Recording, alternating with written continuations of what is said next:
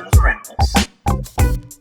Hey YouTube, Dawson Ryder here with a small little tidbit of Power Rangers toy news. A few weeks ago we got our first official images of Gold Rangers Megazord. We had gotten a preview, like prototype version at a Fan First Friday, but we got the first official press images, and now we have our first official press images of the Ptera Freeze Megaozrd, another Megazord that we got a sneak preview of the mold at a Fan First Friday, and now we have our first official images of it in all three of its modes, in its pterodactyl mode, in its little egg guy mode, and then the Megazord mode itself.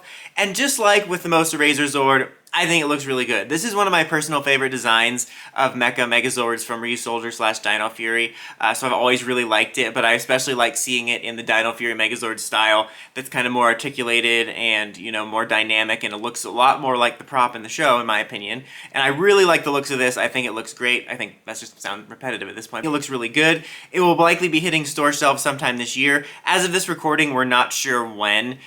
Probably later this year, just based on, you know, when the previous Dino Fury Zords released. I don't think it's going to be as long of a wait as when we first saw the original Dino Fury Zords, given that they were still working on the general system for those Zords when that was happening. So I think these will be coming out this year, both of them. It still remains to be seen, you know, what auxiliaries we'll get, when and if. The only other thing I think left on the table is Kyoryujin, which is was the movie mecha, and it's like a slight remold / repaint of the T-Rex. So that would be a fairly easy one to do, but it seems like the Dino Fury line is pretty bare bones in terms of what they're releasing, so I'm not sure about that. Like, if this was Bandai, they would totally do that because it's so easy to do. All they have to do is recolor it, add a couple little things in, and it's easy Megazord sale. But we've been so held back in terms of things, especially during this series, that I'm curious about it. And also, I think it depends on whether we use it in the show or not. We don't know whether we're going to use it in the show or not, but I was just trying to think of things left up in the air. I mean, we didn't use the Frog Zord at all